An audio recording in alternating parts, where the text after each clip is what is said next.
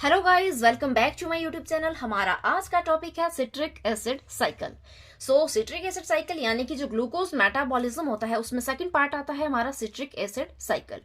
Citric acid cycle क्या है कि बहुत ही इंपॉर्टेंट पाथवे होता है जिसके थ्रू हमारी बॉडी को मैक्सिमम एनर्जी मिलती है। तो इसमें 65 to 70% जो एनर्जी है वो सिंथेसाइज होती है। अब इसको सिट्रिक एसिड साइकिल क्यों कहा जाता है? क्योंकि इसमें जो फर्स्ट प्रोडक्ट बनता है इस साइकिल के दौरान उसका नाम है सिट्रिक एसिड। तो इसके नाम पे ही इसको सिट्रिक एसिड साइकिल के नाम से भी जाना जाता है। और इसके अलावा इसको क्रैब्स साइकिल के नाम से भी जानते हैं। तो इसको क्रैब्स साइकिल क्यों बोलते हैं? क्योंकि इसको फर्स्ट टाइम डिस्कवर किया था सर हंस एडोल्फ क्रैब्स ने 1937 में। तो इनके नाम के बेसिस पे ही इसको क्रैब साइकिल का नाम दिया गया।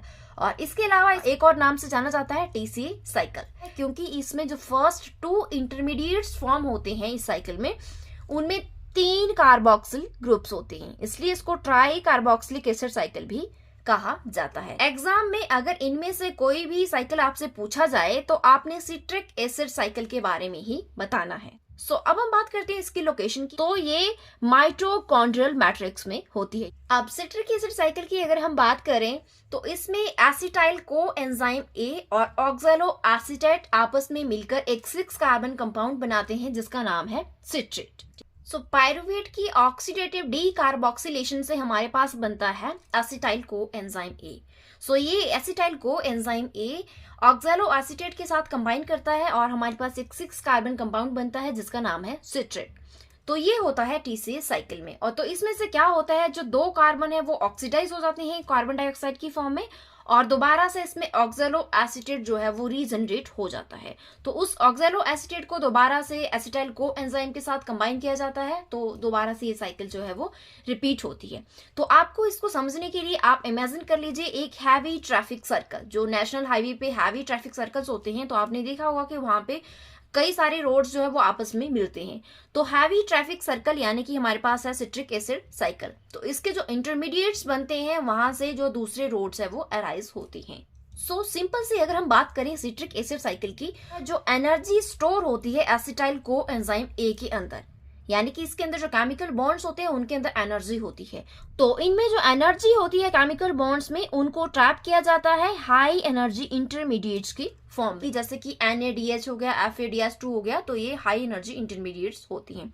तो इनकी फॉर्म में एनर्जी को ट्रैप किया जाता है, उसके बाद इसको भेज दिया जाता है ऑक्सीडेटिव फॉस्फोरिलेशन के लिए।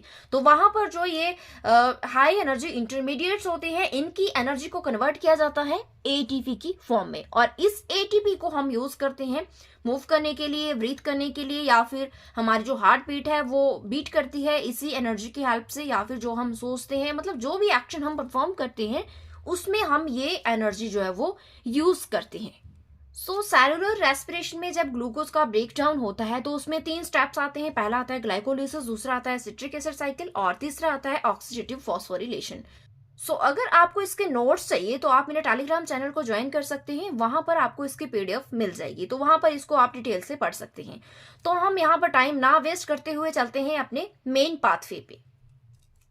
यहाँ पर हम पहुंच चुके हैं अपने मेन टॉपिक पे, यानी कि क्रैब साइकिल के मेन डायग्राम पे। ठीक है, तो यहाँ पर क्या होता है, जो ये सिट्रिक एसिड साइकिल है यानी कि जो क्रैब साइकिल है ये स्टार्ट होती है पायरुवेट मॉलिक्यूल से। अब सबसे पहले इस साइकिल को डिस्कस करने से पहले मैं आपको बता दूं कि इसमें जितने भी मॉलिक्यूल्स जो है वो यूज होते हैं कार्बन एटम्स को मिलाकर बनते हैं।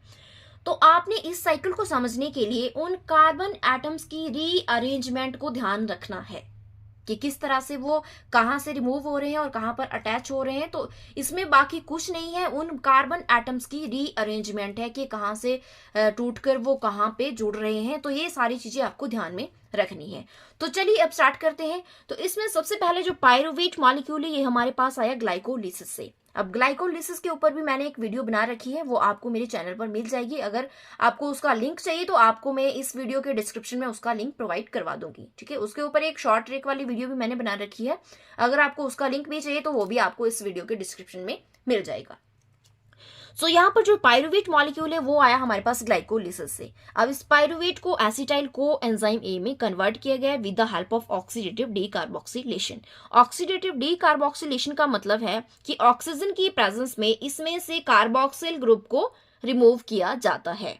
तो यहाँ पर एंजाइम यूज होता है पायरुवेट डिहाइड्रोजिनेज कॉम्प्लेक्स। ये मल्टीपल एंजाइम का कॉम्प्लेक्स है जो यहाँ पर जो है पायरुवेट मॉलिक्यूल को एसिटाइल को एंजाइम ए में कन्वर्ट करता है। तो यहाँ पर क्या हुआ, यहाँ पर आया हमारे पास को एंजाइम ए, ठीक है। तो को एंजाइम ए ने क्या किया, यहां से इस कार्बोक्सिल ग्रुप को रिमूव कर दिया और खुद यहां पर आकर बैठ गया, ठीक है। तो यहाँ पर जो ये कार्बोक्सिल ग्रुप है ये इससे ऑक्सीजन लेगा और ये कार्बन डाइऑक्साइड की फॉर्म में यहाँ से बाहर निकल जाएगा। और इसके साथ साथ यहाँ पे जो NAD पॉजिटिव है, जैसा कि मैंने आपको बताया कि जो हाई एनर्जी इंटरमीडिएट्स होते हैं वो यहाँ पर जो है वो प्रोड्यूस होते हैं। तो यहाँ पर NADH वो रिड्यूस हुआ और NADH प्लस H पॉजिटिव की फॉर्म में वो कन्वर्ट हो गया। और इसके साथ साथ हमारे पास यहाँ पे बन गया एसिटाइल को एंजाइम ए, क्योंकि यहाँ पर इसके साथ अटैच हो गया को एंजाइम ए, तो हमारे पास बन गया एसिटाइल को एंजाइम ए, ठीक है। अब ये जो एसिटाइल को एंजाइम ए है ये क्या करेगा, ये ऑक्सैलो एसीटेट के साथ मिलकर बनाएगा यहाँ पे सिट्रेट। सो इस तरह का स्ट्रक्चर होता है यहाँ पे ऑक्सैलो एसीटेट का। अब इसके साथ ये जो एसिटाइल को एंजाइम ए है ये कंबाइन करेगा, तो यहाँ पे क्या होगा, वाटर मॉलिक्यूल की एडिशन होगी, ठीक है। तो वो वाटर मॉलिक्यूल क्या करेगा, को एंजाइम ए को यहाँ से हटा देगा। अभी अब पहले यहाँ पे अटैच हुआ, दोबारा से यहाँ से हट गया, तो हमारे पास रह गया इतना सा पोर्शन, ठीक है। तो इसके साथ यहाँ पर आकर अटैच हो जाता है ये वाला पार्ट, ठीक है। तो आप यहाँ पे देख सकते हैं कि ये तो हमारे पास ऑक्सैलो एसीटेट है, अब इसके साथ ये यहाँ पे आके अटैच हो गया तो हमारे पास बन गया सिट्रेट। और इसमें जो एंजाइम यूज होता है उसको हम बोलते हैं सिट्रेट सिंथेस, और इस रिएक्शन को बोलते हैं कंडेंसेशन, यानी कि दो मॉलिक्यूल्स आपस में मिलकर एक मॉलिक्यूल की फॉर्मेशन कर रहे हैं, तो उसको बोलते हैं कंडेंसेशन। अब जो ये सिट्रेट मॉलिक्यूल हमारे पास बना, इसकी डिहाइड्रेशन होगी। डिहाइड्रेशन का मतलब है, आपको इसके नाम से पता चल रहा है कि यहाँ पे वाटर मॉलिक्यूल का रिमूवल होगा। तो एकोनेटेज एंजाइम की प्रेजेंस में यहाँ से वाटर मॉलिक्यूल जो है वो रिमूव होगा और ये कन्वर्ट हो जाएगा किसमें, सिस एकोनेटेज में। अब सिस एकोनेटेज में यहाँ पर ये कन्वर्ट हो गया, ये इंटरमीडिएट स्टेप है, ठीक है। अब दोबारा से एकोनेटेज एंजाइम क्या करेगा, इसकी हाइड्रेशन करेगा, यानी कि यहाँ पे दोबारा से ये वाटर मॉलिक्यूल की एडिशन करेगा। ये इसलिए कर रहा है क्योंकि ये इस स्ट्रक्चर को जो है वो कंफर्टेबल फॉर्म में कन्वर्ट कर रहा है, ठीक है। मतलब रीअरेंजमेंट कर रहा है इन मॉलिक्यूल्स की, पहले इसको निकाला फिर दोबारा से एक जगह से निकालकर दूसरी जगह पे लगा दिया, ठीक है। ये इसलिए ये सारी रीअरेंजमेंट हो रही है। अब हाइड्रेशन में यहाँ पे वाटर मॉलिक्यूल ऐड होगा और ये यहाँ पे बन जाएगा आइसोसिट्रेट। पहले यहाँ पे हमारे पास OH था, ठीक है। तो इसको यहाँ से रिमूव कर दिया गया और यहाँ पर आकर नीचे की साइड अटैच कर दिया, कार्बन से इस कार्बन के ऊपर अटैच कर दिया। तो इतनी सी इसमें रीअरेंजमेंट की और इसको कन्वर्ट कर दिया गया सिट्रेट से आइसोसिट्रेट में, ठीक है। तो इसमें जो एंजाइम यूज हुआ वो दोनों स्टेप में एकोनेटेज एंजाइम ही यूज होता है। अब जो ये आइसोसिट्रेट है इसकी ऑक्सीडेटिव डीकार्बोक्सिलेशन होगी, यानी कि इसमें से कार्बोक्सिल ग्रुप को रिमूव किया जाएगा। तो इसमें एंजाइम यूज होगा आइसोसिट्रेट डिहाइड्रोजिनेज, ठीक है। तो इसमें क्या होगा, जो NAD पॉजिटिव है वो रिड्यूस होगा NADH और H पॉजिटिव की फॉर्म में। तो यहाँ पे आप देख सकते हैं कि यहाँ पे जो ये वाला कार्बोक्सिल ग्रुप है इसको रिमूव कर दिया गया है और ये कन्वर्ट हो गया यहाँ पे अल्फा कीटोग्लूटारेट में। अब जो ये अल्फा कीटोग्लूटारेट है इसकी दोबारा से ऑक्सीडेटिव डीकार्बोक्सिलेशन होगी और इसमें एंजाइम यूज होगा अल्फा कीटोग्लूटारेट डिहाइड्रोजिनेज।